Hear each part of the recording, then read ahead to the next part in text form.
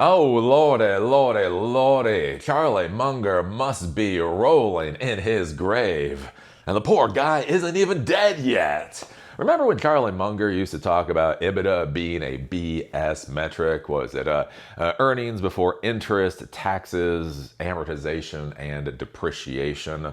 Basically, this is an accounting term used to put the revenue of a company basically into a certain light. It can be useful for some things, especially things like acquisitions, but many times it's a number that's being used to make a company look more successful than it is. Well, if you ignore the taxes and the depreciation and all of these other expenses, then see how profitable the company is.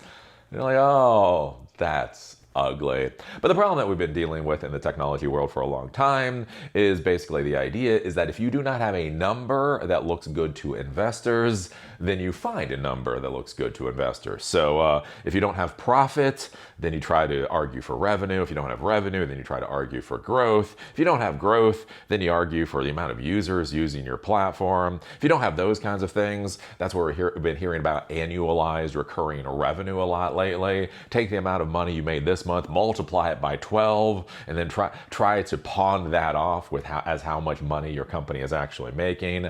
Now the problem is in the AI world, all of these numbers just aren't working out. Like, it is just so stupid at this point in time. So you look at Anthropic, right? Anthropic now appears to be trying to go for a $2 trillion IPO. Anthropic, right? So probably in October, a $2 trillion IPO, right? So they don't have profit. They don't have profit. They had like some profit in the second quarter, but they don't have much of any kind of profit. They don't have a lot of any of these kinds of numbers. Even their annualized recurring revenue, there's a lot of questions about what that actually means. So if you can't pretend any of your current numbers are good enough, what do you do in the technology world? You just start forecasting what your BS numbers will be in the next couple of years. Oh, you don't like our numbers now? It's okay. Give us 2 years and we swear we have numbers that you're going to like. And this is where I just lose my mind at this whole AI disaster. This is one of the things I talk about because a lot of my viewers right now watch Ed Zitron, right? And Ed Zitron comes out with all his little spreadsheets and all of his little numbers, right? He has everything. He has, audited financials and all this kind of stuff. And he talks about the disaster of what's going on with the AI industry. And what I keep saying is, dude, you don't need to get too specific about it. Like when you see a car accident, and it's just bad. People are screaming. There's blood everywhere. It's just a disaster. Like, I don't need to know specifically how many bones were broken. I don't need to know the exact level of concussion anybody suffered. I can look at the car crash and go, oh, that's ugly. And that's what I feel like with this whole AI disaster that's going on is, I mean, yeah, you can get into the weeds on the numbers. You can get very specific on exactly how horrible all of this is. Or you can just see what these folks are putting out into the public and realize just how ugly it is. So yeah, this is coming from I think Reuters exclusive. Anthropic IPO valuation, so a $2 trillion valuation, hinges on $190 to $200 billion in 2028 revenue forecast. So this isn't even annualized recurring revenue now. This is forecasting what the revenue is going to be in 2.5 years. Because if you can't even pretend your numbers look good enough now, just start pretending they'll look good enough in the future. This is all just going to end so horribly for all of us. As Anthropic prepares for what could be one of the biggest IPOs on record, Wall Street is looking further into the future than it commonly does to put a price on the AI company, valuing it based on how much revenue it could generate 2 years from now. Anthropic is projecting 2028 revenue of roughly $190 to $200 billion, according to two people familiar with the company's financials, a figure that has not been previously reported. The projection dwarfs the $47 billion revenue run rate, reflecting the firm's current pace of business, business that the company publicized as recently as May and shows the scale of growth investors are being asked to underwrite. And the other interesting thing about this too, with all these AI companies, is they're pulling all of this growth forward, right? So it's like pay for equity now based off of what the value it should be in 2028, right? So if this was saying they would have $50 billion in annualized recurring revenue, right? They would IPO, they would sell their stock based off that $50 billion ARR. And then as time goes by, over the next 2.5 years, as their ARR grows, then you would expect the value of the equity to grow, how much people are willing to spend on the equity to grow over that 2.5 year period of time, right? That's kind of what makes sense. Basically, what they're arguing now is no. You should pay for equity now based off of what we are going to be doing 2.5 years from now. So they're trying to pull all of that forward. And again, it's one of those weird things that's going on with this whole AI disaster. Bankers and investors are using enterprise value to revenue multiples based on forecasts. Using multiples is common for high-growth software companies that have yet to establish a mature profit profile. But looking 2 years ahead is less typical, reflecting the speed at which Anthropic's business is expanding and the challenges of setting benchmarks for a company still spending heavily to build out its AI infrastructure. And so that's one of the things you've heard too, is some of the investors are basically saying that if you look at this revenue multiple, that really Anthropic should be worth $3 trillion.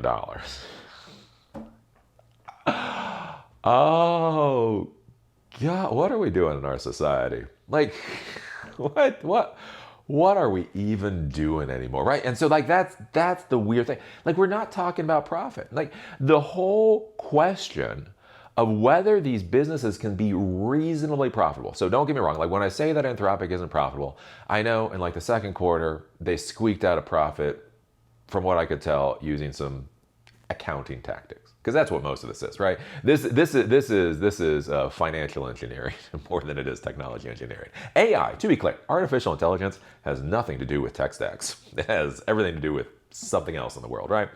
So anyways, so supposedly they got profit. So whenever I talk about this, people are like, oh, Eli, they were profitable. But here's the thing.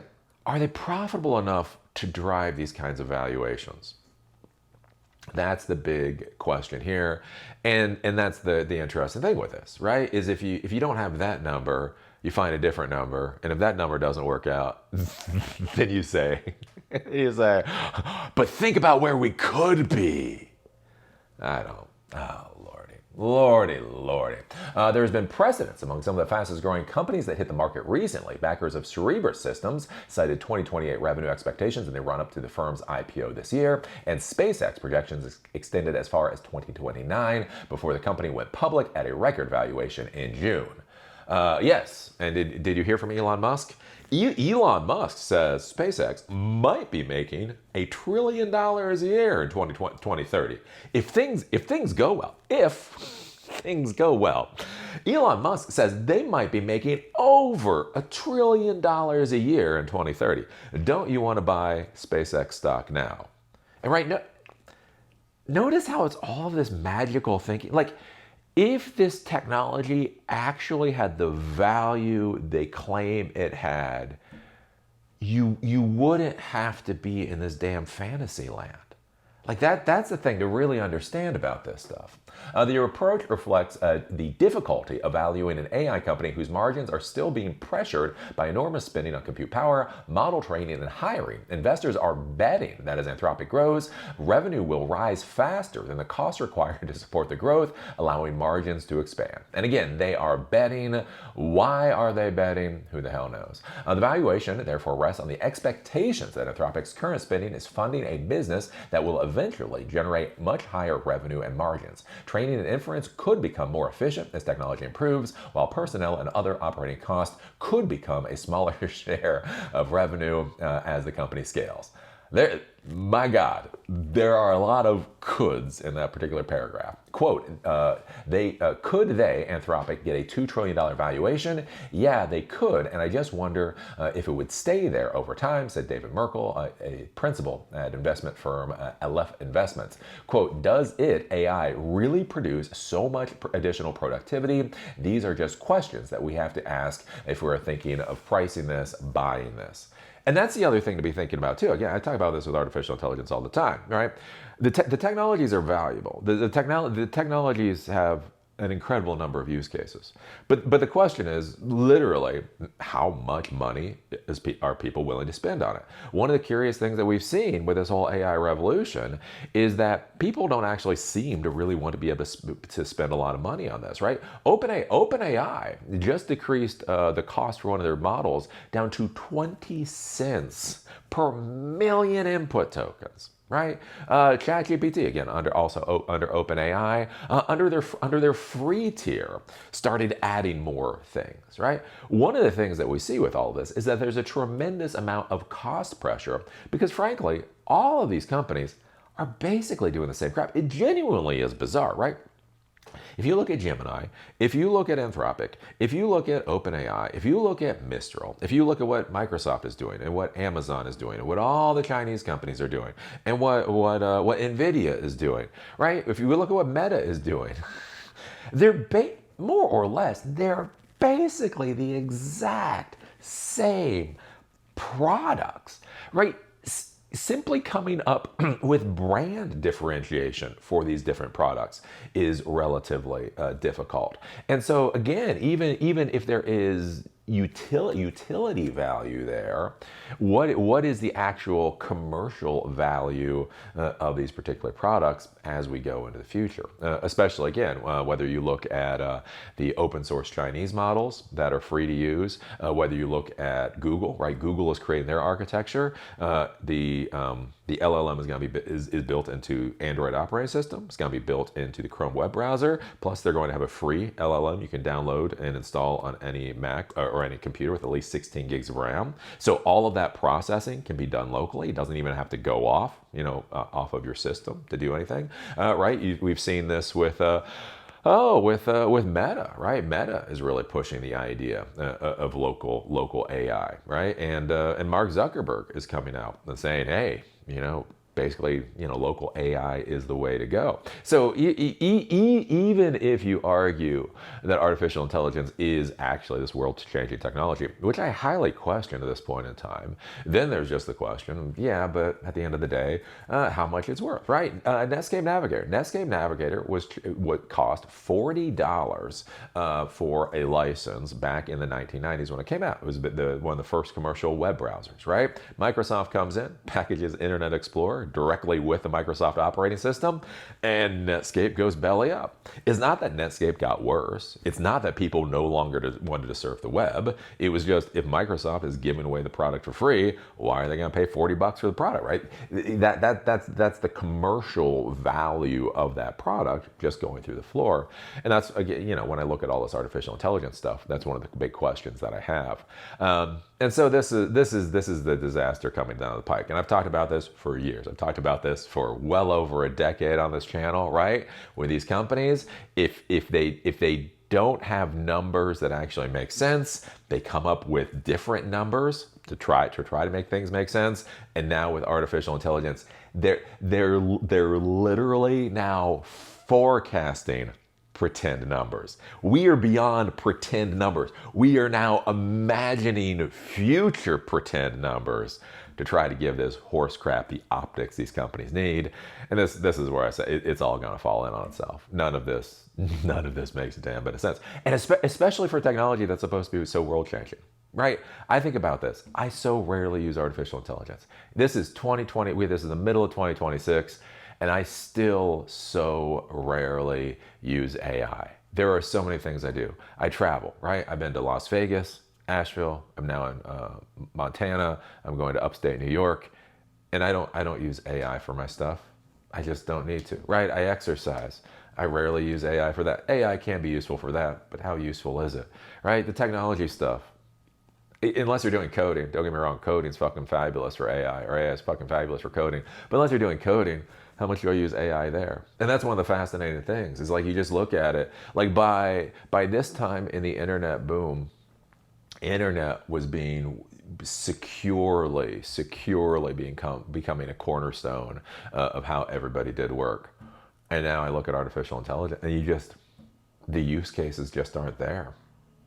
So anyways, I don't know. What do you think about this? What do you think about Anthropic wanting a $2 trillion valuation? Based off of the numbers that they will have two and a half years from now. Does any of this make sense to you? Anyways, put your thoughts down below. If you like these episodes, do remember they're on Spotify and on Apple Podcasts. Link is down below. If you want to follow me on LinkedIn, there's a link down there too. With that, see y'all later.